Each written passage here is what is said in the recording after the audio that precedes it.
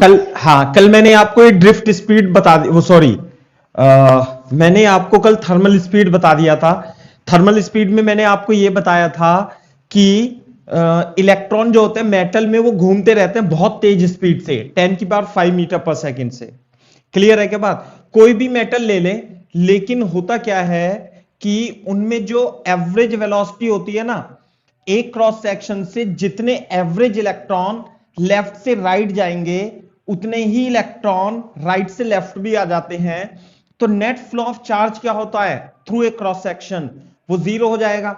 इसलिए चार्ज तो चलता रहता है लेकिन करंट जीरो होती है। और आप ऐसे भी इसे लिख सकते हैं कि एवरेज थर्मल वेलोसिटी, ये average velocity of thermal electrons is zero. Clear है क्या बात? ये एवरेज थर्मल वेलोसिटी ऐसे लिखो, average thermal velocity of electrons is zero.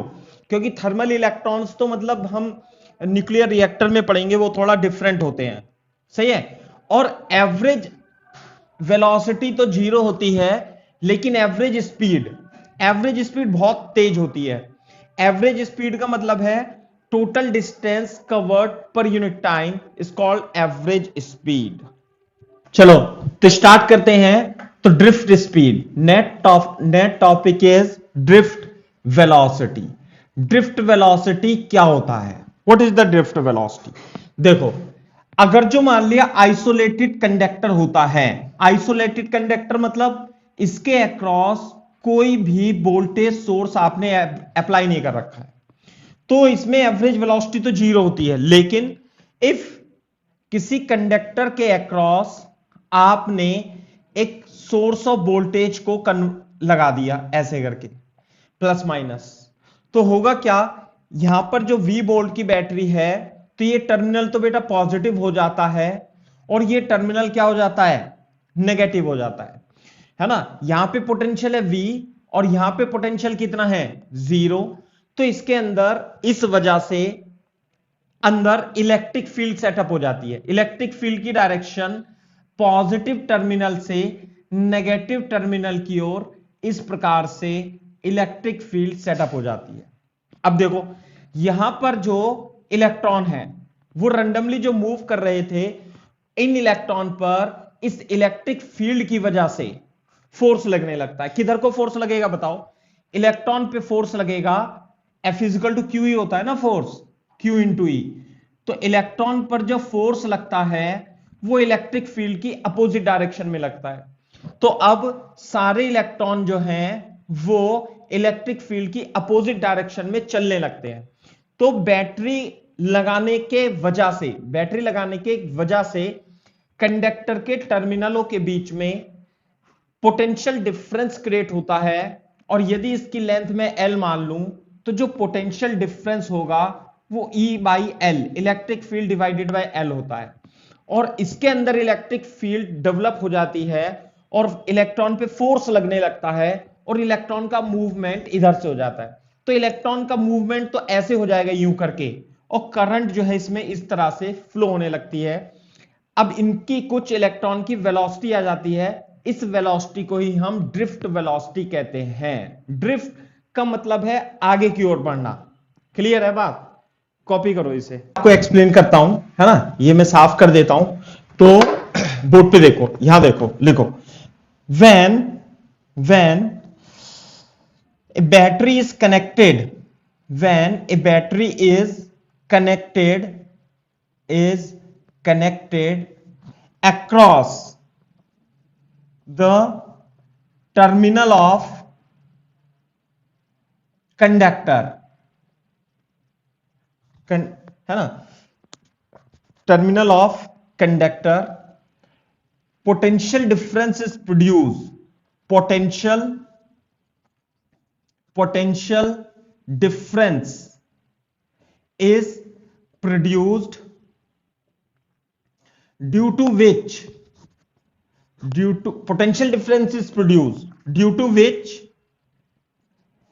an internal electric field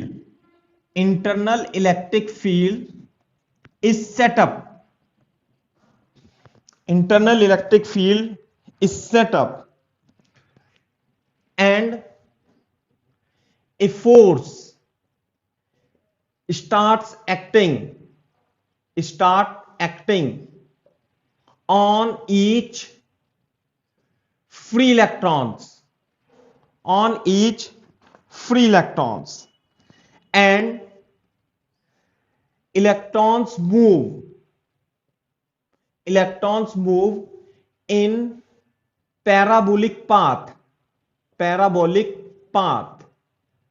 instead of straight line लिखो इसे। मैं बताता हूं, जैसे कि मान लेते हैं हमारे पास ये कंडक्टर था और कंडक्टर में इलेक्ट्रॉन को हम यदि कंसीडर करें तो वैसी जैसे हम जनरली इलेक्ट्रॉन को यदि कंसीडर करेंगे तो इलेक्ट्रॉन पहले ऐसे भागेगा यूं, और फिर इलेक्ट्रॉन ऐसे भागेगा, फिर टकराएगा, फिर वापस अपने स्थान पे आ जाएगा। बात समझ में आ रही है? ये क्या है? आइसोलेटेड कंडक्टर में जो इलेक्ट्रॉन की मोशन होती है वो पैराबोलिक होती है, वो स्ट्रेट लाइन होती है, और जिस स्थान पे जाता है उसी स्थान पे वापस आ जाता है एवरेज। तो नेट फ्लो ऑफ करंट जो होता है वो 0 होता है। लेकिन यदि आपने बैटरी से कनेक्ट कर दिया किसी आइसोलेटेड कंडक्टर को, इसे तो बनाना ही है ना, इफ बैटरी इज कनेक्टेड तो देखो किस प्रकार से होगा। ये मान लेते हैं हमारे पास एक बैटरी है, एक कंडक्टर है, और हमने इसे एक बैटरी से जब हम कनेक्ट करेंगे तो यदि ये इलेक्ट्रॉन है, जब ये इलेक्ट्रॉन देखो ऐसे जाने वाला होगा, बात समझ में आ रही है ना, तो फोर्स लगने लगेगा अब इस पे इधर की ओर, तो इसका पाथ जो होता है कर्व्ड पाथ हो जाता है, कर्व्ड ऐसे जाएगा। फिर ये बात समझ में आ रही है ना, ऐसे जाएगा और फिर जाएगा, जैसे फोर्स तो इस पे हमेशा इधर ही लग रहा है, इधर की ओर ऐसे फोर्स लग रहा है ना, F इक्वल टू QE। जैसे इलेक्ट्रॉन है तो QE फोर्स इस पे इधर लगता है, और जब ये यहां पे जा रहा है तो QE फोर्स क्या लगेगा? इधर लगेगा। बात समझ में आ रही है ना? तो अगर जो इस पे फोर्स इधर लग रहा है, आपने इसे घेरा, तो ये फिर कर्व पाथ में मोशन करता हुआ ऐसे जाएगा, ऐसे करके। बोर्ड पे देखो, तो अगर जो ये यहां से लेके यहां तक जा रहा था ना सुजन्या, तो यहां से लेके यहां तक ही जाता है ऐसे करके, क्योंकि फोर्स इस पे इधर लगने लगता है QE।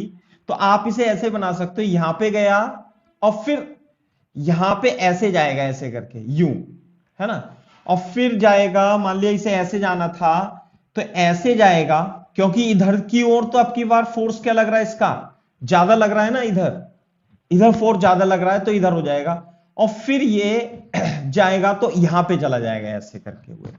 तो बोर्ड पे देखो, पहले तो जहां से गया था बहुत सारी कोलिजन करने के बाद ये उसी स्थान पे आ जाता है, लेकिन अब की बार इलेक्ट्रॉन जो है, ये तो इसकी इनिशियल पोजीशन थी और ये इसकी फाइनल पोजीशन थी, तो इसका मतलब इस पे फोर्स लग रहा था, जैसे कितना फोर्स लग रहा था EE, तो उसकी वजह से इसमें क्या आ जाता है, थोड़ा ड्रिफ्ट आ जाता है। जैसे आपने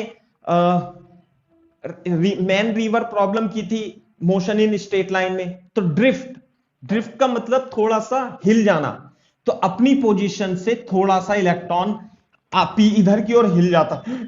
तो इलेक्ट्रॉन का मोशन जो है ना बेटा, बैटरी लगाने के बाद इलेक्ट्रॉन थोड़े से गति करने लग जाते हैं ऐसे करके, तो इनकी जो वेलोसिटी होती है ये ड्रिफ्ट वेलोसिटी कहलाती है। और करंट कैसे चलेगी? अगर जो इलेक्ट्रॉन इधर चल रहे हैं तो करंट ऐसे चलने लगती है। बात समझ में आ रही है ना? तो इनकी जो देखो, अब ये है ड्रिफ्ट, डेल्टा एक्स dx, यहां पे डेल्टा एक्स कितना था? 0। समझ में आई बात? तो ये इस dx dt टाइम में यदि dx आगे गया तो average velocity delta x upon delta T हो जाएगी। This is called the drift velocity, जो कि हम डिस्कस करने वाले हैं। क्लियर है क्या बात? कॉपी कर लो थोड़ा तेजी से। अब बोर्ड पे देखो, अब मैं ड्रिफ्ट वेलोसिटी मैं आपको एक्सप्लेन कर देता हूं। क्लियर है क्या बात? तो देखो, यदि आप किसी इलेक्ट्रॉन को कंसीडर करोगे तो उस पर जो फोर्स लगेगा वो -EE × E लगेगा, कोई दिक्कत नहीं है इसमें। तो इसमें तो बहुत सारे इलेक्ट्रॉन होंगे, बहुत सारे इलेक्ट्रॉन होंगे, है ना, जो मूव कर रहे होंगे। तो जो उनका एक्सेलरेशन होगा, एक्सेलरेशन ऑफ ईच इलेक्ट्रॉन कितना होगा? फोर्स, एक्सेलरेशन क्या होगा? Acceleration is equal to force divided by mass of electron. तो मास ऑफ इलेक्ट्रॉन को मैं m से ही लिख देता हूं, तो एक्सेलरेशन कितना आएगा? Minus e upon m। बात समझ में आ रही है ना? दिस इज द एक्सेलरेशन, है ना। तो मान लेते हैं let there is time interval between, there is time interval tau one मान लेते हैं, tau one between two successive collision. Clear है क्या बात? ऐसे, इसलिए फॉर फर्स्ट इलेक्ट्रॉन, अगर जो आप इनिशियल वेलोसिटी उसकी, जैसे मान लीजिए यहां से लेके यहां तक गया, इनिशियल वेलोसिटी कितनी थी? u1, और a एक्सेलरेशन तो सबके लिए सेम है ना, इंटू टाउ वन, ऐसे मान लिया acceleration a is equal to a into tau one. तो वेलोसिटी इनिशियल u1 थी, और टाउ वन के बाद, दो सक्सेसिव कोलिजन के बाद, टाउ वन के बाद वेलोसिटी कितनी हो गई? v1। फॉर सेकेंड इलेक्ट्रॉन भी घूम रहा था और उसमें टाइम लगा टाउ टू, है ना। ऐसे हो सकते हैं ना, देखो ध्यान से, मान लिया ये u1 थर्मल वेलोसिटी से इधर उधर जा रहे थे, ये u1 से, u2 से, u3 से, और जब आपने इसमें बैटरी लगाई तो इनमें एक्सेलरेशन आ जाएगा फोर्स की वजह से, और इनकी वेलोसिटी बदल जाएगी। तो इनिशियल वेलोसिटी कितनी थी इसकी? जैसे मान लिया u1 थी वेलोसिटी, इसकी u2 थी, इसकी u3 थी, u4 थी। तो थोड़े देर के बाद इनकी वेलोसिटी क्या हो जाएगी? v1, v2, v3 and so on हो जाएगी। For third electrons v3 is equal to u3 plus a into tau 3। जो टाइम इंटरवल होगा, अलग अलग इलेक्ट्रॉन के लिए कोलिजन का टाइम अलग अलग होगा, एंड सो ऑन, है ना। मान लेते हैं फॉर nth इलेक्ट्रॉन, है ना, nth electron, vn is equal to un plus a into tau one. Clear है क्या बात? तो बहुत सारे इलेक्ट्रॉन होते हैं मेटल के अंदर, तो इनिशियल वेलोसिटी उनकी इस तरीके से थी, तो आफ्टर जब हमने इलेक्ट्रिक फील्ड लगा दी तो उनकी वेलोसिटी बढ़ जाती है, चेंज हो जाती है, और वो इतनी हो जाती है। देखो हम क्या करेंगे, इन सब वेलोसिटीज को हम जोड़ लेंगे, जैसे ये आगे ना जोड़ करके। तो जब आप इन्हें जोड़ दोगे तो v1 plus v2 plus v3 dash dash dash vn is equal to, ये u1 u2 u3, u1 plus u2 plus u3 और un। क्लियर है क्या बात? प्लस एक्सेलरेशन कॉमन लेके tau 1, tau 2 and tau n। Clear है क्या बात? ये आ गया जुड़ करके, ऐसे आ गया। अब बोर्ड पे देखो, क्या मैं इसे n से डिवाइड दे दूं? n से, vn डिवाइडेड बाय n। तो यदि यहां पे मैं इसे n से डिवाइड दूंगा, u2 प्लस u3, और यह आ गया आपका un डिवाइडेड बाय n, और यहां देखो यह आएगा a, टाउ 1, टाउ 2 और tau n divided by n। तो बोर्ड पे देखो, ये जो, जैसे मान लिया इनिशियल वेलोसिटी u1 u2 थी, u1 u2 u2, और मैं इसे यहां बना देता हूं, आपको, आप एक बार लिख लेना, छोटे छोटे डायग्राम बना देता हूं ऐसे करके। तो लगाने से पहले तो ये ऐसे घूम रहे थे, u1 vector, u3 vector, u4 vector.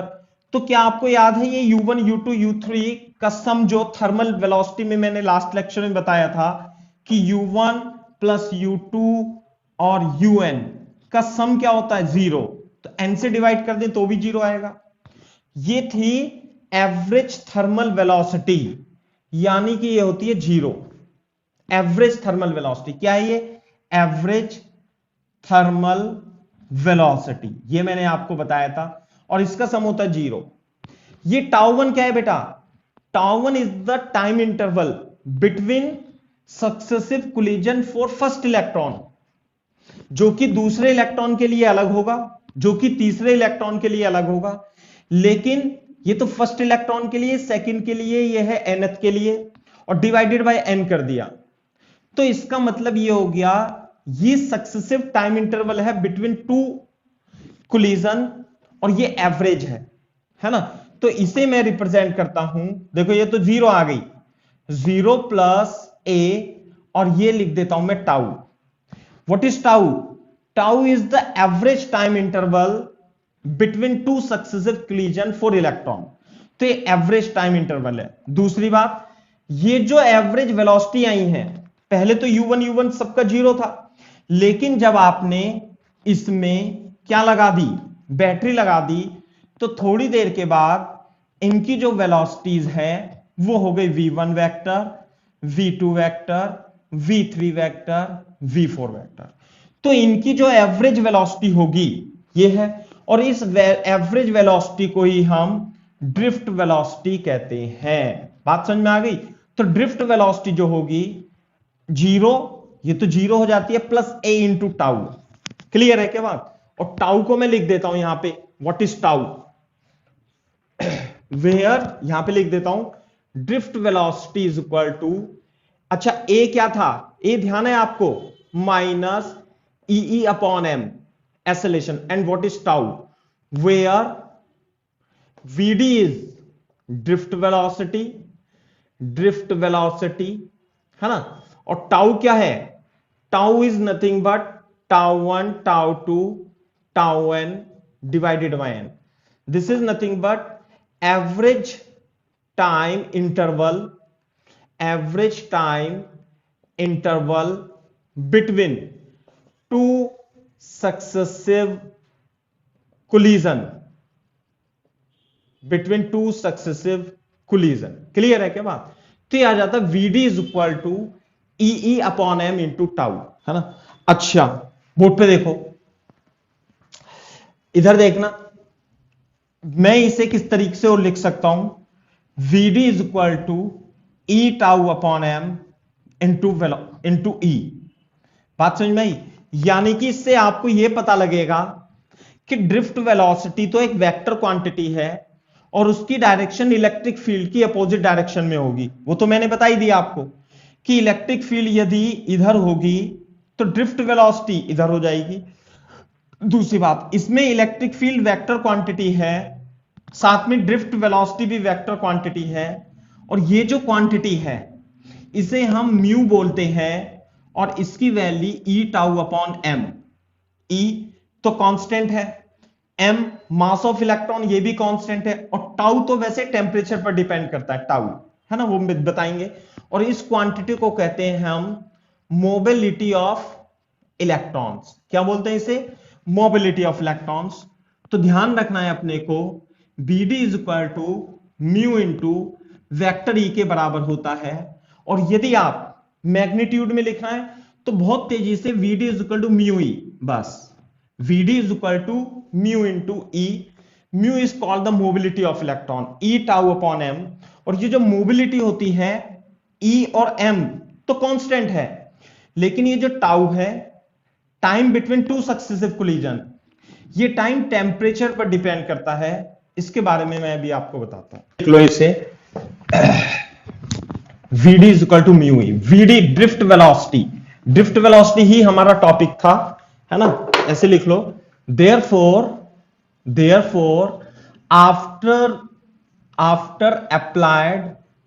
After applied potential difference, है ना, ड्यू टू इलेक्ट्रिक फील्ड, है ना, electrons inside conductor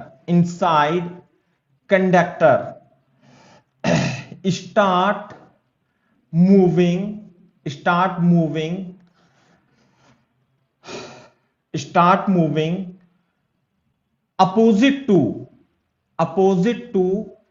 electric field with constant velocity, and this velocity is called drift velocity. क्या कहते हैं इसे हम? ड्रिफ्ट वेलोसिटी कहते हैं। बात समझ में आई? And it's magnitude, drift velocity का मैग्नीट्यूड अप्रोक्सीमेटली, यदि आपसे पूछ ले कोई अप्रोक्सीमेटली जो होता है वो 0.1 मिलीमीटर पर सेकंड होता है। 0.1 मिलीमीटर पर सेकंड। देखो ड्रिफ्ट वेलोसिटी ये जो vd है म्यू इंटू ई, इसका मैग्नीट्यूड 0.1 mm पर सेकंड होता है। जबकि कल मैंने आपको थर्मल वेलोसिटी बताई थी, थर्मल स्पीड बहुत हाई होती है, वो 10⁵ मीटर पर सेकंड होती है। दोनों में अंतर है, ड्रिफ्ट वेलोसिटी में और थर्मल स्पीड में बहुत ज्यादा अंतर है। तो ड्रिफ्ट वेलोसिटी, तो ड्रिफ्ट स्पीड और ड्रिफ्ट वेलोसिटी में अंतर समझ में आ गया आपको? बोलो, है ना? जैसे मान लिया मेटल के अंदर इलेक्ट्रॉन, आपके सामने जो कोई मेटल रखी है, क्या मेटल रखी है अभी आपके सामने, बताओ?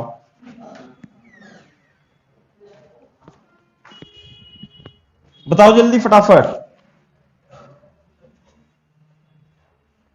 अरे कोई मेटल रखी है आपके सामने, किसी ये जो कंप्यूटर है, हाँ आयरन है, तो उसके अंदर इलेक्ट्रॉन बहुत तेजी से घूम रहा है। कितनी तेजी से? 10⁵ मीटर पर सेकंड से, है ना? लेकिन उसमें करंट नहीं है, क्योंकि उसमें ड्रिफ्ट स्पीड नहीं है, ड्रिफ्ट वेलोसिटी नहीं है। ड्रिफ्ट वेलोसिटी क्यों नहीं है? क्योंकि उसके बीच पोटेंशियल डिफरेंस नहीं है, इलेक्ट्रिक फील्ड नहीं है, इसलिए वो चल ही नहीं पा रहा है एक तरफ। बस जितने इलेक्ट्रॉन इधर जा रहे हैं उतने इलेक्ट्रॉन जा रहे हैं। और ड्रिफ्ट वेलोसिटी बहुत कम होती है, 0.1 mm पर सेकंड की फॉर्म में होती है ना, के ऑर्डर की होती है। बात समझ में आई? अच्छा, अभी मैं आपको मोबिलिटी के बारे में बता देता हूं। जैसे लिख लो जरा मोबिलिटी, बहुत ही इंपॉर्टेंट टर्म है ये भी, है ना? मोबिलिटी को हम म्यू से रिप्रेजेंट करते हैं। जैसे बताया मैंने, vd is equal to mu E, तो mu is equal to vd upon E, है ना? तो drift velocity per unit electric field,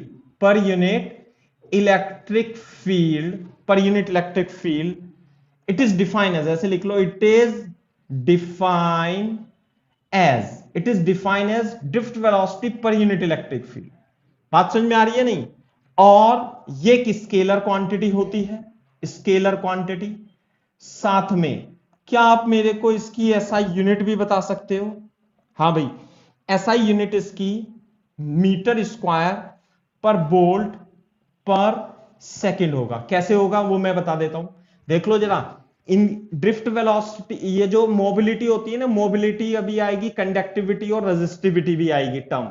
तो मोबिलिटी की यूनिट, साथ में आपको डायमेंशन फॉर्मूला भी इसका पता होना चाहिए। तो vd अपॉन ई, हाँ भाई vd तो होती है मीटर पर सेकंड में, क्योंकि ये तो वेलोसिटी है। और इलेक्ट्रिक फील्ड जो होगा v is equal to e by d, ऐसे होता है ना इलेक्ट्रिक फील्ड। तो इलेक्ट्रिक फील्ड का मतलब होगा वोल्ट इंटू डिस्टेंस। क्लियर है क्या बात? dv इज इक्वल टू, नहीं, dv is equal to e dot d, ऐसे होता है ना। तो इलेक्ट्रिक फील्ड का मतलब होगा वोल्ट पर यूनिट लेंथ। तो इलेक्ट्रिक फील्ड की यूनिट क्या होगी भाई? वोल्ट पर यूनिट मीटर, वोल्ट पर मीटर। बात समझ में आई? तो यहां जाएगी वोल्ट पर मीटर, तो मीटर पर सेकंड इंटू वोल्ट पर मीटर। हाँ भाई, क्या जाएगा? मीटर स्क्वायर पर वोल्ट इंटू सेकेंड।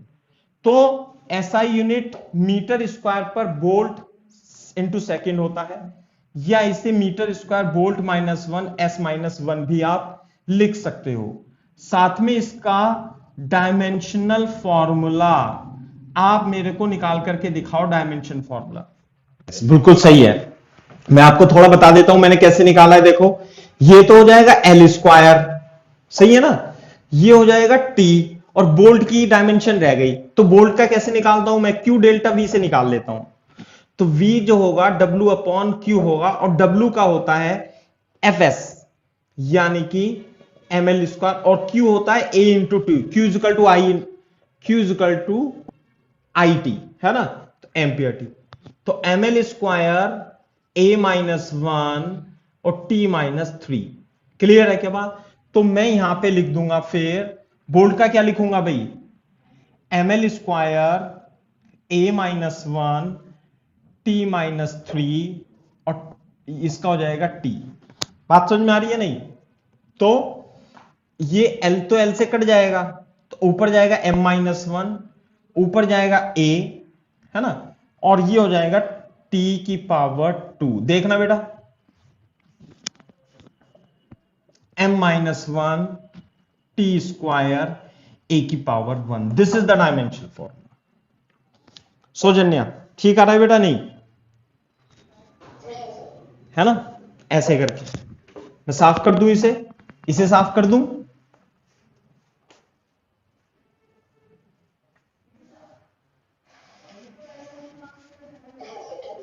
अच्छा, अब ये देखो, जो मोबिलिटी होती है वो डिपेंड किस पे करती है, मोबिलिटी किस किस पे डिपेंड करती है ना, इंपॉर्टेंट पॉइंट लिख लेना।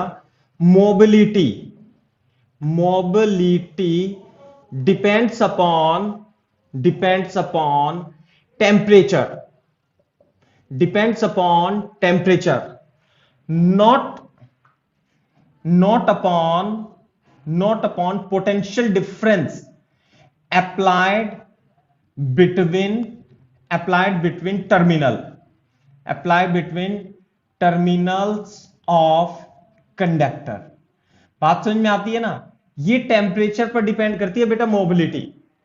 ऐसा नहीं है कि आपने कोई कंडक्टर लिया, आपने एक कंडक्टर लिया, है ना, और कंडक्टर में आपने बहुत ज्यादा पोटेंशियल डिफरेंस लगा दिया, तो इलेक्ट्रिक फील्ड बहुत ज्यादा प्रोड्यूस हो जाएगी, तो मोबिलिटी बढ़ जाएगी। ऐसा नहीं है। It does not depends upon, it does not depend upon potential difference and the applied between the terminals of the conductor. Clear है क्या बात? क्यों? वीडी जो मोबिलिटी होती है, मोबिलिटी वो वीडी अपॉन ई होती है। यदि आपने पोटेंशियल डिफरेंस बढ़ाया तो इलेक्ट्रिक फील्ड बढ़ जाती है, और ड्रिफ्ट वेलोसिटी भी उसी रेशो में बढ़ जाती है। तो मोबिलिटी क्या रहेगी? कांस्टेंट रहेगी, चाहे आप इलेक्ट्रिक फील्ड पोटेंशियल डिफरेंस बढ़ाओ चाहे नहीं बढ़ाओ। लेकिन it depends upon temperature, temperature बढ़ाने पर, टेम्परेचर, है ना, यदि आप इंक्रीज करते हो, टेम्परेचर क्या करते हो? इंक्रीज करते हो, तो देखो होता क्या है, मोबिलिटी जो होती है, मोबिलिटी, पहले ये बताओ मेरे को, ध्यान से सुनो, लिखना बंद करो। यदि मैंने, देखो इलेक्ट्रॉन है और ये चल रहा है, इलेक्ट्रॉन यहां से यहां चलता है, कोलिजन करता है, फिर कोलिजन करता है, फिर इधर कोलिजन करता है। यदि मैं इसका टेम्परेचर बढ़ा दूं, टेम्परेचर बढ़ा दूं, तो इसकी थर्मल वेलोसिटी, यानी कि इसकी जो थर्मल स्पीड है, थर्मल स्पीड, वो क्या हो जाएगी? वो भी बढ़ जाएगी। क्यों बढ़ जाएगी? टेम्परेचर बढ़ गया ना, पता है आपको। थर्मल स्पीड, अरे एनर्जी क्या होती है इलेक्ट्रॉन की? 3/2 kT, half m v r m s square, ऐसे होती है ना। तो टेम्परेचर पर डिपेंड करती है। तो जब आप किसी इलेक्ट्रॉन का टेम्परेचर बढ़ा दोगे तो बहुत तेजी से वो चलने लगेगा, और टक्कर जो है वो बहुत जल्दी मारेगा, है ना। तो जो कोलिजन के इंटरवल के बीच, दो सक्सेसिव कोलिजन के बीच टाइम इंटरवल है वो कम हो जाएगा, क्योंकि इसकी स्पीड बढ़ जाएगी, टेम्परेचर बढ़ेगा, थर्मल स्पीड बढ़ेगी, और जो टाइम इंटरवल है बिटवीन टू सक्सेसिव कोलिजन वो कम हो जाएगा। और कम हो जाएगा तो जो म्यू मोबिलिटी होती है, मोबिलिटी क्या होती है बेटा? मोबिलिटी बताया था ना आपको, मोबिलिटी होती है ई टाउ अपॉन एम। यानी कि ये टाउ पे डिपेंड करती है। तो बोर्ड पे देखो, as temperature increases, thermal speed increases, tau decreases, तो मोबिलिटी इज ऑल्सो डिक्रीजेज। तो मोबिलिटी की वैल्यू जो होगी, मोबिलिटी की वैल्यू कम हो जाएगी। बात समझ में आ रही है ना? मोबिलिटी की वैल्यू क्या हो जाएगी? कम हो जाएगी टेम्परेचर बढ़ाने पर। शब्द का मतलब देखो, मोबिलिटी, इस शब्द का मतलब क्या है? मूव करने की एबिलिटी। इलेक्ट्रॉन की मेटल के अंदर मूव करने की एबिलिटी मोबिलिटी कहलाती है। बात समझ में आई? तो जो आसानी से मूव कर रहे हैं, जिनकी मोबिलिटी ज्यादा है, वो आसानी से मूव करेंगे, और जिनकी मोबिलिटी कम है, वो कम आसानी से मूव करेंगे। टेम्परेचर बढ़ाने पर मोबिलिटी डिक्रीज हो जाती है, क्योंकि टेम्परेचर बढ़ाने पर टाउ डिक्रीज हो जाता है। टाउ डिक्रीज क्यों होता है? क्योंकि थर्मल स्पीड बढ़ जाती है। क्लियर है क्या बात? तो this is the all about mobility. Ability of electron to move inside the conductor is called mobility. Clear है क्या बात? और मैथमेटिकली इसे electric field, sorry drift speed पर यूनिट इलेक्ट्रिक फील्ड भी हमसे डिफाइन करते हैं। दूसरा वेरी इंपॉर्टेंट रिलेशनशिप है relation between drift velocity and current, है ना? Drift velocity and current. Drift velocity का मतलब vd और करंट का मतलब I। बहुत ज्यादा इंपॉर्टेंट टॉपिक है, और ये होता है I इज इक्वल टू, यहां लिख देता हूं मैं, I is equal to NEA/VD। ये होता है रिलेशन। इसे हम डिराइव भी करेंगे साथ में। ये बोर्ड में पूछा भी जाता है कि derive the relation between I and VD। Clear है क्या बात? तो इसे हम ड्राइव करेंगे। तो इसके लिए अपन क्या करेंगे, एक कंडक्टर ले लेते हैं और उसके अक्रॉस एक पोटेंशियल डिफरेंस D की बैटरी लगा देते हैं, और उसकी वजह से इसमें करंट I फ्लो होने लगता है। बात समझ में आई? ये क्या है? कंडक्टर, और इसकी लेंथ कितनी है बेटा? L, और इसका एरिया कितना है बेटा? A। What is L? Is the length of conductor. What is A? Is the area of conductor, है ना? और N number of electrons per unit volume। बात समझ में आई? What is VD? Drift speed. इसे किसी किसी किताब में ड्रिफ्ट वेलोसिटी या ड्रिफ्ट स्पीड दोनों लिख रखा है, ध्यान देना, है ना बेटा? ड्रिफ्ट स्पीड और ड्रिफ्ट वेलोसिटी दोनों लिखा हुआ है। पहले ये बताओ, ये n जो है, व्हाट इज n? वैसे मैंने आपको बता दिया था कि जो n होता है वो नंबर ऑफ इलेक्ट्रॉन पर यूनिट वॉल्यूम होता है, यानी कि 1 मीटर क्यूब में कितने इलेक्ट्रॉन होते हैं? लगभग 10⁻28। वैसे तो ये कंडक्टर के टाइप पे डिपेंड करते हैं, वेरी करते हैं। जैसे कॉपर के लिए कुछ ज्यादा होते हैं, सिल्वर के लिए और भी ज्यादा होते हैं, एल्यूमिनियम के लिए थोड़े से कम होते हैं, लेकिन जो ऑर्डर होता है उनका वो 10⁻28 के जितना ही होता है ना? तो ये जो नंबर ऑफ इलेक्ट्रॉन पर यूनिट वॉल्यूम है, ये है 1 मीटर क्यूब में नंबर ऑफ इलेक्ट्रॉन n है ना? बात समझ में आई? In 1 metre cube number of electrons कितने हैं बेटा? n है 1 मीटर क्यूब में। अब यदि मैं इस पूरे कंडक्टर को कंसीडर करूं, तो इस कंडक्टर का वॉल्यूम कितना होगा बेटा? इसका वॉल्यूम होगा area multiply by length L। Volume होगा A इंटू L। तो इसमें तो बहुत सारे इलेक्ट्रॉन होंगे, फिर जगह जगह इलेक्ट्रॉन होंगे, ठूस ठूस के भरे इलेक्ट्रॉन इसके अंदर नहीं। तो 1 मीटर क्यूब में n इलेक्ट्रॉन है, तो इस पूरे कंडक्टर में कितने इलेक्ट्रॉन होंगे? इसके वॉल्यूम से मल्टीप्लाई कर देंगे। इसलिए सीन्स इन 1 मीटर क्यूब, इसलिए इन V volume number of electrons, जिसे मैं n लिख लेता हूं, वो कितना हो जाएगा? n into volume. तो जो n होंगे वॉल्यूम होगा A इंटू एल। तो these are total number of electron. अच्छा बोर्ड पे देखो, ये जो करंट है, करंट क्यों फ्लो होती है? Current is nothing is current is defined as rate of change of flow of charge. जब आप इसके अक्रॉस पोटेंशियल डिफरेंस लगाओगे तो इलेक्ट्रिक फील्ड सेटअप हो जाएगी। तो इलेक्ट्रॉन, फ्री इलेक्ट्रॉन जो कि मूव करने के लिए ही होते हैं, है ना, वही मूव कर सकते हैं, ये ड्रिफ्ट वेलोसिटी से इधर चलने लगेंगे तो करंट इधर चलने लगेगी। तो आई जो होगी वो क्या होगी? dq upon dt। Total charge कितना होगा भाई? टोटल चार्ज जो होता है, चलो इसे कैपिटल क्यू लिख लो थोड़ी देर के लिए, वो होता है n इंटू ई। यानी कि अरे टोटल चार्ज क्यू कितना होता है? n into E. What is n? n is the number of electron जो इसमें ठूस ठूस के भरे हैं। तो कितने इलेक्ट्रॉन हैं?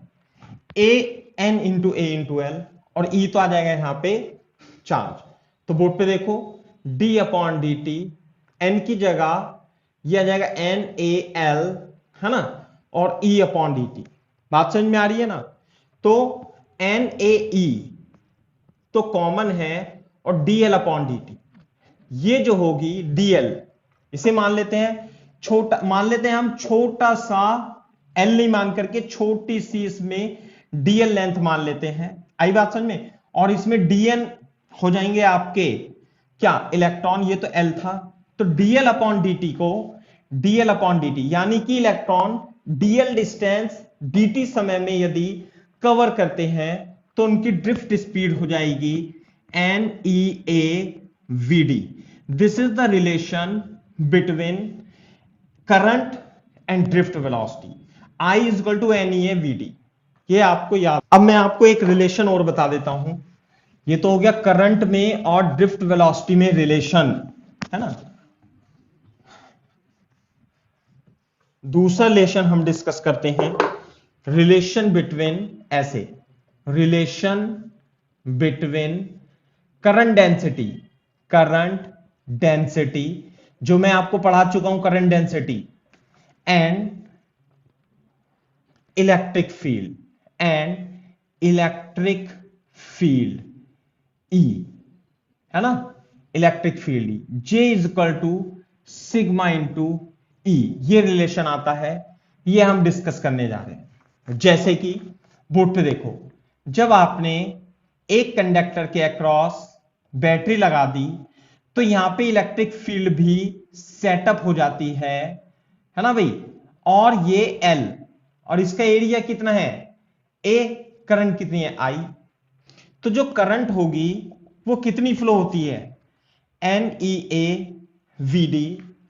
और अगर जो इसका एरिया है तो I अपॉन A मैं लिख दूं, NEVD इसमें हो जाएगा। और I अपॉन A क्या होता है बेटा? I अपॉन A जो होता है वो होता है करंट डेंसिटी, और ये आ जाएगा NEVD। लेकिन VD बताओ, VD is equal to mu into E होता है। मैं इसे यहां पर म्यू इंटू ई लिख लूंगा, और साथ में ये NE म्यू इंटू ई, ये जो क्वांटिटी होती है ये होती है कंडक्टिविटी। तो J is equal to sigma into e. Clear है क्या बात? Where what is sigma? What is sigma? Where what is sigma is NE mu conductivity of conductor. Clear है क्या बात? कॉपी करो इसे, बोर्ड पे देखो इधर, in vector forms J is equal to sigma into E, यानी इलेक्ट्रिक फील्ड और करंट डेंसिटी दोनों एक ही डायरेक्शन में होते हैं, और इसे हम point form of Ohm's law भी बोलते हैं। यह आपको कहीं कहीं किसी किताब में मिलेगा देखने के लिए कि इस रिलेशन को point form of Ohm's law भी बोलते हैं। बात समझ में आई? तो this is the derivation of current density and electric field, और इससे हमें एक नई क्वांटिटी हमारे हाथ लगी, और जिसे हम कहते हैं conductivity, conductivity is equal to n e mu. बात समझ में आ रही है नहीं? और ध्यान से देखो, जो म्यू था यानी कि ये क्या थी, मोबिलिटी। और मोबिलिटी यदि आपको ध्यान हो तो मोबिलिटी जो थी ई टाउ अपॉन एम थी, ई टाउ अपॉन एम। तो मैं कंडक्टिविटी को एन इंटू म्यू और ई टाउ अपॉन एम, तो जो कंडक्टिविटी होगी एन ई square upon tau into m होगी। नहीं आई बात समझ में? तो इसका मतलब देखो बोर्ड पे, ये है कंडक्टिविटी। क्या है ये भाई? कंडक्टिविटी। समझ में आ रही है बात? कंडक्टिविटी। तो इसमें एन, कंडक्टिविटी किस किस पे डिपेंड करेगी? एक तो एन पे डिपेंड करेगी और एक टाउ पे डिपेंड करेगी, क्योंकि इलेक्ट्रॉनिक चार्ज और मास ऑफ इलेक्ट्रॉन तो कांस्टेंट होता है ना? तो एक मिनट में आपको बता देता हूं। इसमें आप यहां पे इस तरीके से हेडिंग डाल लेना, यहां पे कंडक्टिविटी, है ना, ऐसे। तो कंडक्टिविटी का फॉर्मूला ये हो गया आपको। और कंडक्टिविटी किस किस पे डिपेंड करती है? देखो, ये भी अपने आप में एक इंपॉर्टेंट क्वांटिटी है कंडक्टिविटी, है ना? तो जो कंडक्टिविटी है उसमें एन क्या है? नंबर ऑफ इलेक्ट्रॉन्स पर यूनिट वॉल्यूम, पर यूनिट वॉल्यूम, पर यूनिट वॉल्यूम है, बिल्कुल सही बात है। एम क्या है? मास of electron, mass of electrons, सही है। और ई तो है इसमें इलेक्ट्रॉनिक चार्ज 10 की पावर -19 कूलम। और टाउ क्या है? Average relaxation time, average relaxation, relaxation time. अरे सुनो एक मिनट, सुनो सुनो सुनो, टाउ क्या है? Relaxation time. मैंने शायद ये आपको शब्द वहां नहीं लिखवाया था, है ना? रिलैक्सेशन टाइम क्या होता है? अरे यही तो होता है tau 1 plus tau 2 tau n divided by n. Relaxation time किसे कहते हैं? Average time between two successive collision, successive collision को ही हम रिलैक्सेशन टाइम कहते हैं। बात समझ में आ रही है नहीं? और बोर्ड पे देखो, ध्यान से देखो कि जैसे मैंने आपको बताया था, जैसे ही कंडक्टर है तो रिलैक्सेशन टाइम यानी दो कोलिजन के बीच टाइम इंटरवल डिपेंड करता है किस पे? टेम्परेचर पर। नहीं आई बात समझ में? जैसे हम टेम्परेचर बढ़ाएंगे, एज टेम्परेचर इंक्रीज करेंगे, टेम्परेचर इंक्रीज करेंगे तो इसकी जो थर्मल स्पीड है वो भी इंक्रीज हो जाएगी और ये जल्दी से कोलाइड कर जाएगा। और ये डिस्टेंस होती है दो एटम के बीच, सॉरी दो कोलिजन के बीच जो डिस्टेंस है उसे लैम्डा मान लेते हैं अपन। क्लियर है क्या बात? और यही मीन फ्री पाथ होता है, ये भी मैं आपको बताऊंगा। तो जब थर्मल स्पीड बढ़ जाएगी तो रिलैक्सेशन टाइम क्या होगा? यानी एवरेज टाइम, रिलैक्सेशन टाइम क्या होगा? डिक्रीज हो जाएगा। और जब रिलैक्सेशन टाइम डिक्रीज हो जाएगा तो बोर्ड पे देखो, देन कंडक्टिविटी क्या होगी? फिर रिलैक्सेशन टाइम डिक्रीज हो गया तो कंडक्टिविटी भी क्या हो जाएगी? डिक्रीज हो जाएगी। बात समझ में आती है? इसका मतलब यदि हम टेम्परेचर बढ़ाते हैं तो कंडक्टिविटी डिक्रीज हो जाती है। किसकी? कंडक्टर की। देयरफॉर, पहले इतना कॉपी करो, मैं लिखाता हूं, इसे लिख लेना यहां पे।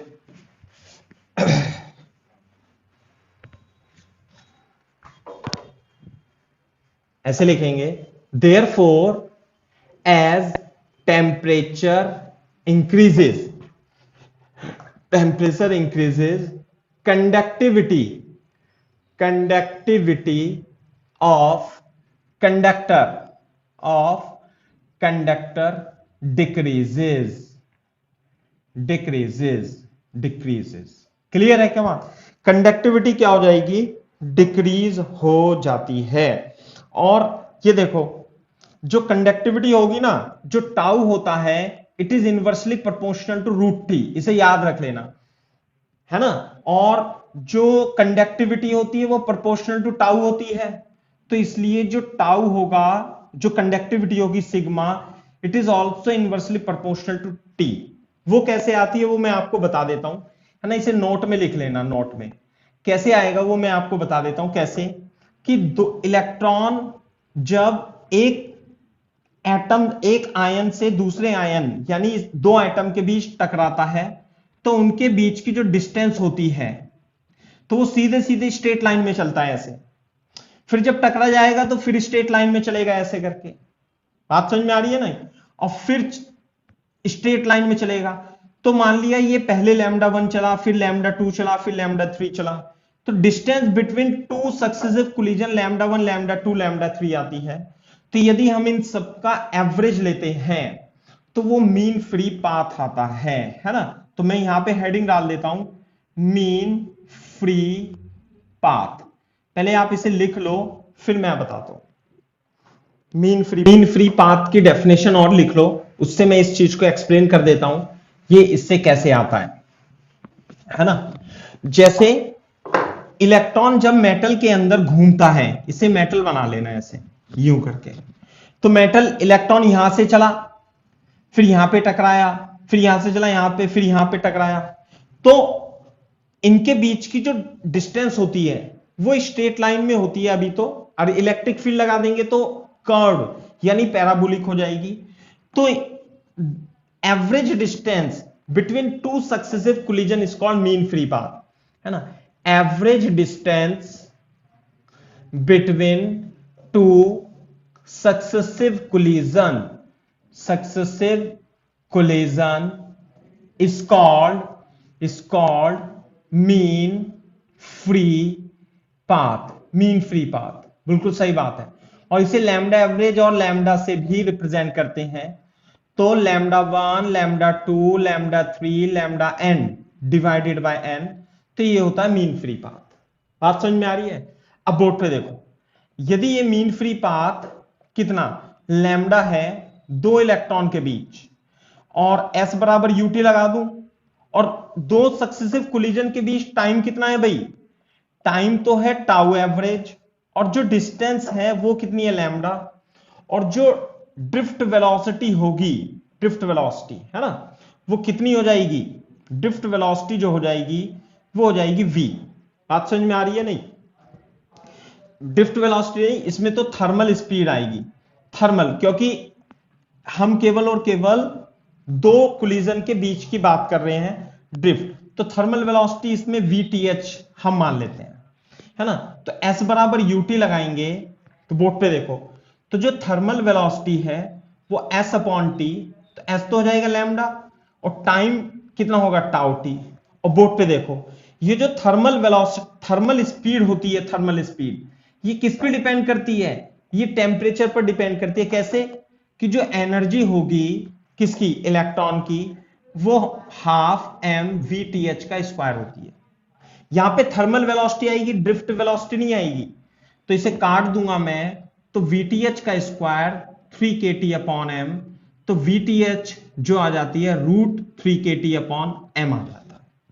तो बोर्ड पे देखना, तो जो टाउ है, टाउ यानी दो कोलिजन के बीच सक्सेसिव टाइम इंटरवल टाउ, वो कितना हो जाएगा? Lambda upon VTH। तो यहां पे इधर लिख लेना, तो टाउ क्या होगा? लैम्डा अपॉन VTH कितना? √3kT upon m।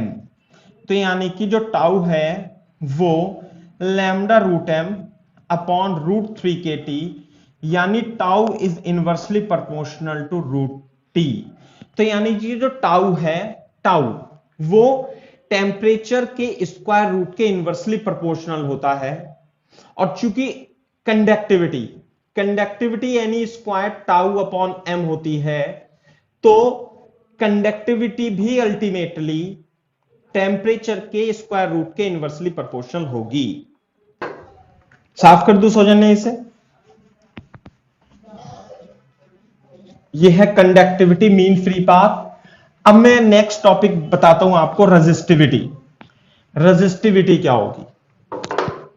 देखो, रेजिस्टिविटी रेजिस्टिविटी रेजिस्टिविटी को हम रो से रिप्रेजेंट करते हैं। क्लियर है क्या बात? तो जो रेसिप्रोकल होता है, रेसिप्रोकल ऑफ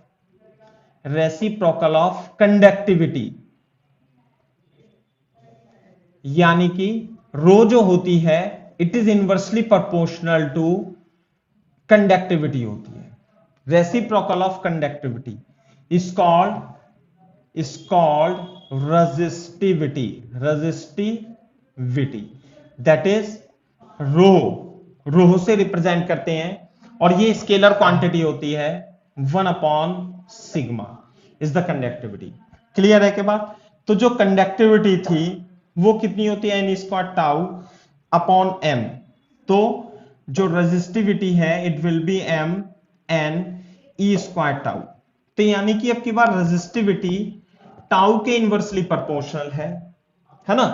और जो टाउ होता है टाउ टाउ तो क्या होता है, inversely proportional to root T. तो यानी कि resistivity is proportional to temperature of square root of temperature. यानी कि यदि आप टेम्परेचर बढ़ाओगे तो जो मेटल की रेजिस्टिविटी है वो बढ़ जाती है।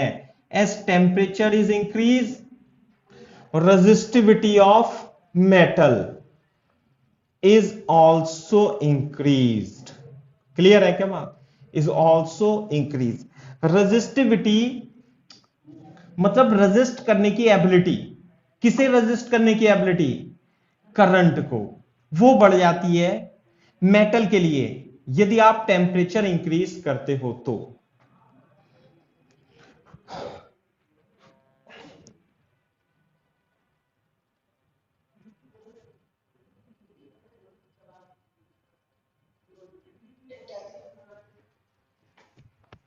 क्लियर है क्या बात? अच्छा, अभी देखो आप, जैसे कि अगर जो मैं आपसे बात करूं रेजिस्टिविटी की, है ना, तो जो कंडक्टिविटी होती है मेटल, मेटल कौन कौन सी होती है बता सकते हो? मेटल्स कौन कौन सी होते हैं? सिल्वर, कॉपर, है ना, और सोना एयू, गोल्ड और एल्यूमिनियम। तो सबसे ज्यादा जो कंडक्टिविटी होती है, कंडक्टिविटी सबसे ज्यादा कंडक्टिविटी होती है सिल्वर की, याद है आपको? नहीं। और उसके बाद कंडक्टिविटी होती है कॉपर की, देन कंडक्टिविटी होती है सोने की यानी गोल्ड की, और कंडक्टिविटी उसके बाद आती है फिर एल्यूमिनियम की। तो सबसे बेकार जो मतलब कंडक्टर है तीनों चारों कंडक्टर में, वो कौन सा है? एल्यूमिनियम। बात समझ में आई? और सबसे अच्छा कौन सा है? सबसे अच्छा है सिल्वर। बोलो।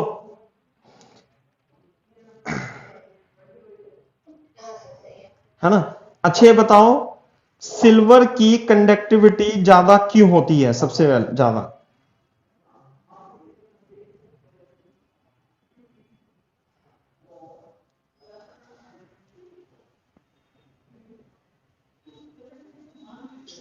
ज्यादा फ्री इलेक्ट्रॉन होंगे। बिल्कुल सही बात है, यही मैं भी बताने वाला था आपको। कंडक्टिविटी क्यों ज्यादा होती है ये तो अब हम पे डिपेंड नहीं करती है। चांदी को तो भगवान ने बनाया है ना, सिल्वर दी और ये एल्यूमिनियम कॉपर, जैसा जिस भगवान ने बना दिया वैसा ही है। सिल्वर में ज्यादा नंबर ऑफ फ्री इलेक्ट्रॉन्स होते हैं इसलिए इसकी कंडक्टिविटी ज्यादा है। लेकिन हम फिर भी सिल्वर को यूज नहीं करते। जो हम करंट इलेक्ट्रिसिटी के तार बनाते हैं क्या यूज करते हैं? कॉपर यूज करते हैं, कॉपर वायर। कॉपर वायर क्यों यूज करते हैं बताओ, चांदी क्यों यूज नहीं करते?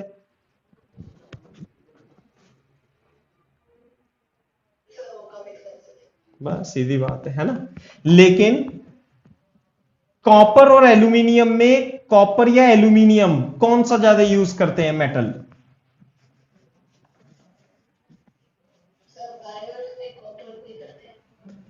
कॉपर को तो यूज करते हैं आजकल जो है ना, कॉपर के महंगा होता है और एल्यूमिनियम होता सस्ता, है ना। तो आजकल जो है जैसे फैन और कूलर और ये वो सब लेकर के आते हो तो उसमें दो वाइंडिंग आती हैं। कॉपर वाइंडिंग फैन है आपका या एल्यूमिनियम वाइंडिंग फैन है। एल्यूमिनियम वाइंडिंग की रेजिस्टिविटी ज्यादा होती है यानी कंडक्टिविटी कम होती है, लेकिन सस्ता होता है ये। समझ में आई ना बात? और कॉपर महंगा होता है, इसकी वाइंडिंग ज्यादा दिनों तक और इसकी रेजिस्टिविटी कम होती है, कंडक्टिविटी ज्यादा होती है। तो कॉपर जो होती है, कॉपर के फैन या कूलर जो भी हम यूज करते हैं, तो जो उसकी मोटर होती है ना, तो उसमें पूछ लेना चाहिए कि कॉपर वाइंडिंग है एल्यूमिनियम वाइंडिंग है। आई बात समझ में? तो कॉपर महंगा होता है लेकिन इसके पंखे और कूलर अच्छे होते हैं।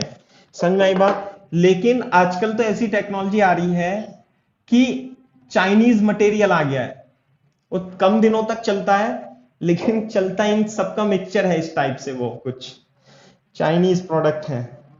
तो बहुत सस्ते पंखे हो गए हैं पहले की तुलना में, वो कॉपर और एल्यूमिनियम नहीं होता, कुछ और ही मटेरियल होता है वो।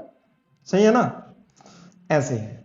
ठीक है, तो ध्यान रखना आप, सिल्वर कॉपर, कॉपर ज्यादा अच्छा कंडक्टर है, तो इसलिए कॉपर सस्ता भी होता है और अच्छा भी है, तो ठीक है अपना, और क्या है। समझ में आ रही है बात। अब हम नेक्स्ट टॉपिक पढ़ते हैं, वेरी इंपॉर्टेंट, और ये है ओम्स लॉ, और इसे हम बोलते हैं relation between potential difference V and current और V में रिलेशन क्या होता है, V is equal to IR, ये हमें प्रूफ करना है। समझ में आ रही है बात। तो इसके लिए अपन क्या करेंगे, एक कंडक्टर हम एज्यूम कर लेते हैं और इसमें एक बैटरी B वोल्ट की लगा देंगे, जिसमें जैसे ही आपने स्विच लगाया इसमें करंट फ्लो होगी, और इसमें सिग्मा क्या है, कंडक्टिविटी, रो क्या है, रेजिस्टिविटी, इसकी लेंथ कितनी है वायर की, L, एरिया कितना है इसका, A मान लेते हैं। और जब आपने V लगाया तो यहां पर V और 0 पोटेंशियल डिफरेंस हो गया, बात समझ में आती है। और यदि इसमें करंट I है तो इसमें J is equal to sigma E current density flow होने लगेगी।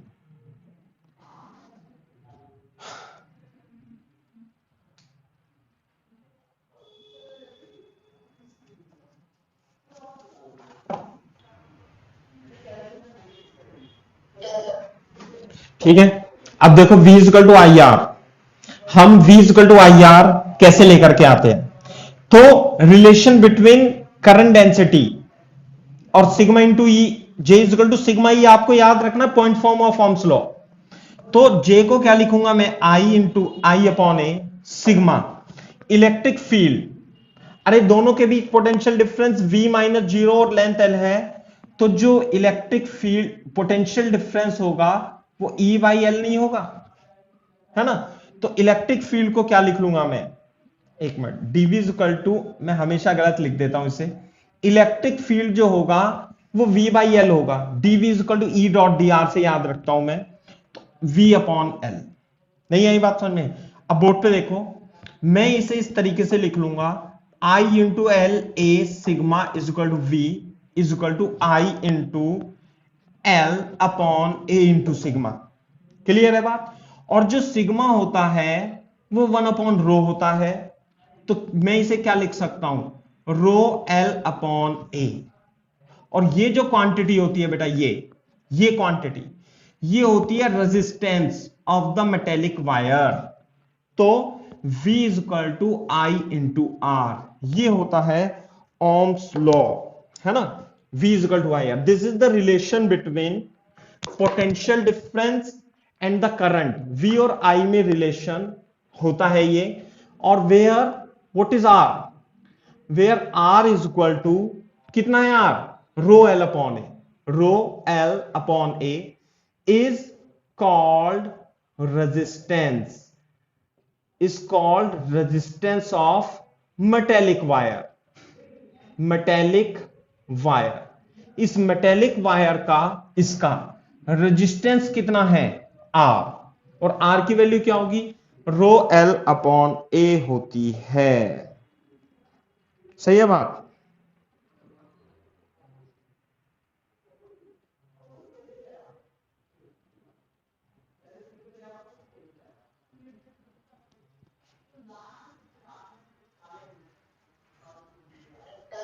ठीक है,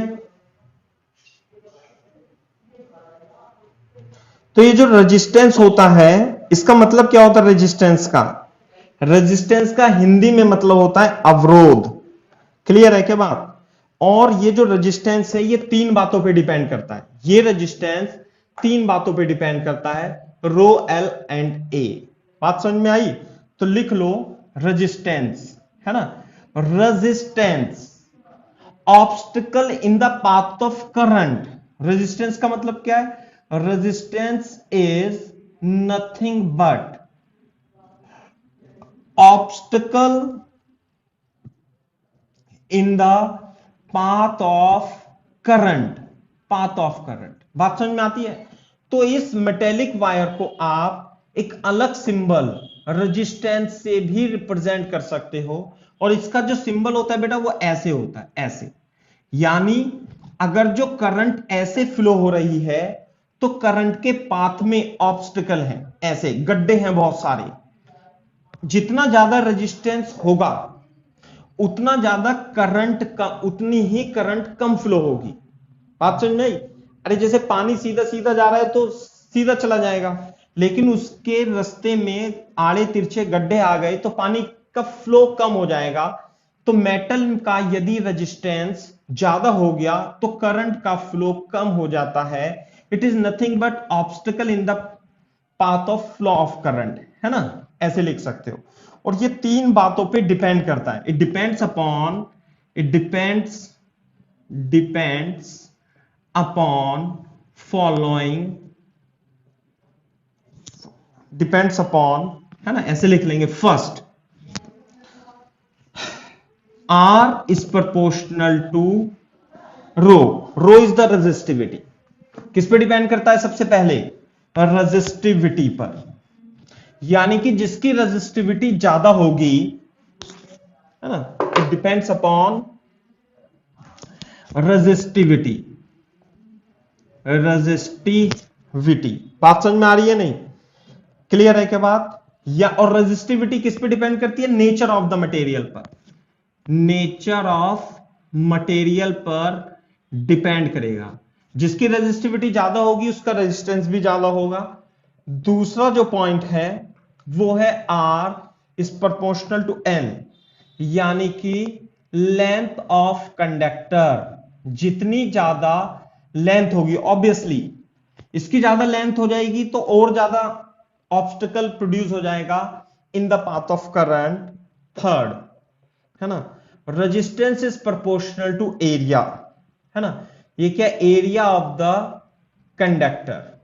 यानी कि यदि कंडक्टर का एरिया कम हो जाएगा तो करंट और कम हो जाएगी, फ्लो होनी।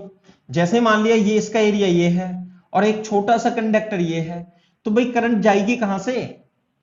इसमें इसका रेजिस्टेंस क्या है? ज्यादा है, और इसका रेजिस्टेंस क्या है? कम है। तो करंट इसमें कम फ्लो होगी क्योंकि एरिया कम हो गया, रेजिस्टेंस बढ़ गया। R is inversely proportional to area, तो करंट कम फ्लो होगी। क्लियर है क्या बात? This is your third point. Copy कर लो तेजी से।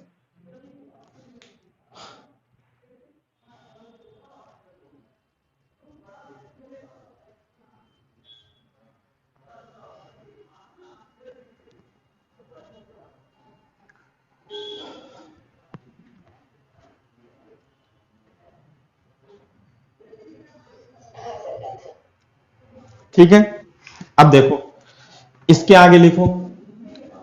सिंबल तो मैंने बता ही दिया, सिंबल, है ना? सिंबल जो होता है रेजिस्टेंस का, सिंबल इज ऐसे उबड़ खाबड़ ये रेजिस्टेंस होता है। यूनिट क्या होती है? यूनिट ओम, और इसे हम इस सिंबल से रिप्रेजेंट करते हैं, ओम से रिप्रेजेंट करते हैं। बात समझ में आ रही है नहीं? ठीक है भाई। बात दूसरा, एक बात और मैं आपको बता दूं, यूनिट ऑफ रेजिस्टिविटी बता सकते हो? रेजिस्टिविटी की यूनिट क्या होगी? रेजिस्टिविटी, रेजिस्टिविटी आ रही है यहां से रो, तो बोर्ड पे देखो, रो तो होगा R इंटू ए अपॉन एल। तो R तो हो गया ओम में, ये होगा मीटर स्क्वायर अपॉन मीटर। तो जो unit of resistivity is ohm metre, यानी कि ओम मीटर ऐसे हम लिख सकते हैं। इसे रफ में आप लिख लेना। क्लियर है क्या बात? अच्छा, ये तो हो गई रेजिस्टिविटी की यूनिट। अब हम बात करते हैं कंडक्टिविटी की यूनिट, है ना? Unit of conductivity, unit of conductivity. ये बहुत ज्यादा इंपॉर्टेंट है, कुछ ना कुछ एक क्वांटिटी हर साल आपसे पूछी जाएगी यूनिट के बारे में, डायमेंशन फॉर्मूले के बारे में। जैसे रेजिस्टिविटी की ओम मीटर हो गई। अब हम बात करते हैं यूनिट ऑफ कंडक्टिविटी यानी सिग्मा। तो सिग्मा तो 1/ρ होती है, तो इसकी यूनिट जो होगी 1/ओम मीटर हो जाएगी। बात समझ में आती है? अच्छा, इसे ओम को हम और क्या लिख सकते हैं? जब ओम ऊपर जाएगा तो यह बन जाता है मोहो, मोहो पर मीटर, MHO उल्टा हो जाता है इसका, देख लो सौजन्य, MHO उल्टा हो जाता है, मोहो पर मीटर हो जाता है। और इस हम मोहो को साइमन पर मीटर भी कहते हैं, एस फॉर साइमन पर मीटर भी हम इसे कह सकते हैं।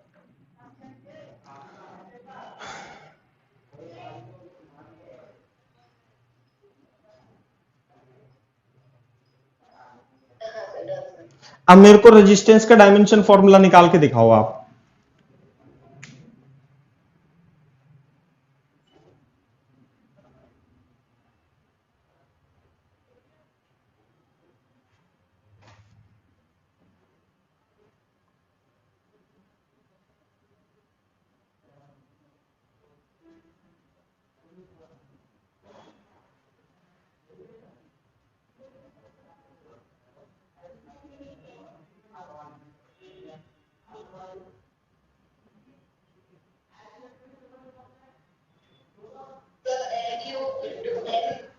और फिर I-2 T-3। थोड़ा सा गलत गलत आ रहा है।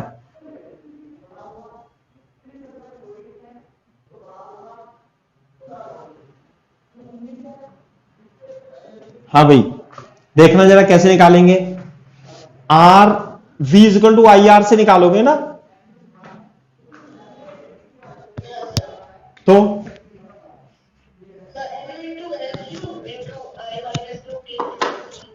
एक मिनट देखता हूं, मेरा तो कुछ और ही आ रहा है। तो R होगा V/I और W is equal to Q into V से W/Q। W होता है ml² T-2, W is equal to F into S, है ना? और Q होता है A इंटू T, है ना? तो यहां पे आ जाएगा, ये आ जाएगा ml² T-3 A-1, तो ml² T-3 A-1/A। तो रेजिस्टेंस का डायमेंशन फॉर्मूला, डायमेंशनल फॉर्मूला, आई बात समझ में? क्या होगा बताओ? Is ml² T-3 A-2। क्या ये आ रहा है बेटा? बताओ जल्दी, जल्दी बताओ फटाफट। एक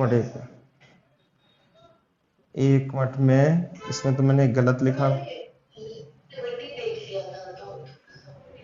तो आई सही है ना? तो ml² T-3 A-2 बिल्कुल सही लिखा हुआ है।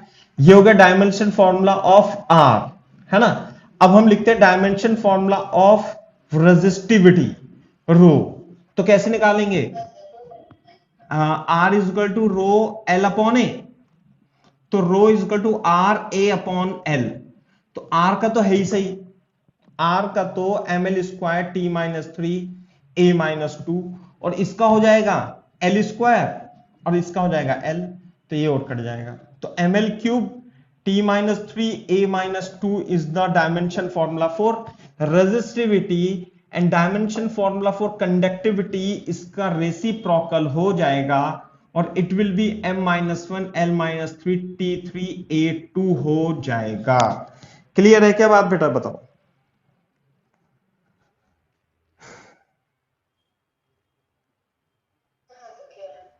सही है बात? ये है, ठीक है। मैं इसमें एक दो पॉइंट और लिखवा देता हूं आपको, इंपॉर्टेंट पॉइंट, है ना? कि जो रेजिस्टेंस है, रेजिस्टेंस डिपेंड करता है शेप और साइज पर, है ना? इंपॉर्टेंट नोट ऐसे लिख लेना, रेजिस्टेंस किस किस पे डिपेंड करता है? Resistance R is equal to rho L/A। Resistance depends upon shape and size shape, size and material of conductor. Clear है क्या बात? And does not depend upon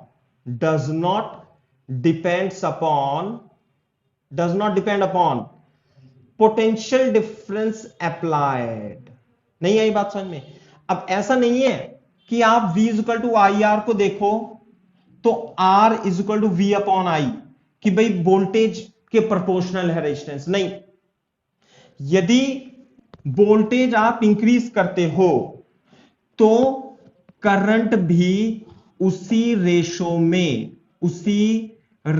में बढ़ जाती है।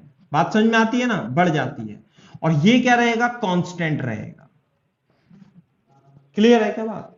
रेजिस्टेंस क्या रहेगा? कांस्टेंट रहेगा। बेसिकली जो रेजिस्टेंस होता है वो टेम्परेचर पर डिपेंड करता है, क्योंकि देखो जैसे मान लिया आपके पास एक कंडक्टर है, बोर्ड पे देखना ये रहा, तो जब ये कंडक्टर ले लिया आपने तो इसका एरिया और लेंथ तो बदलने का नहीं है।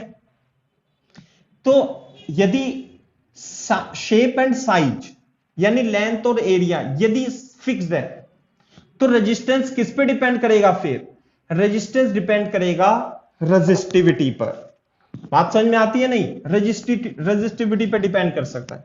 और रेजिस्टिविटी किस पे डिपेंड करती है बेटा?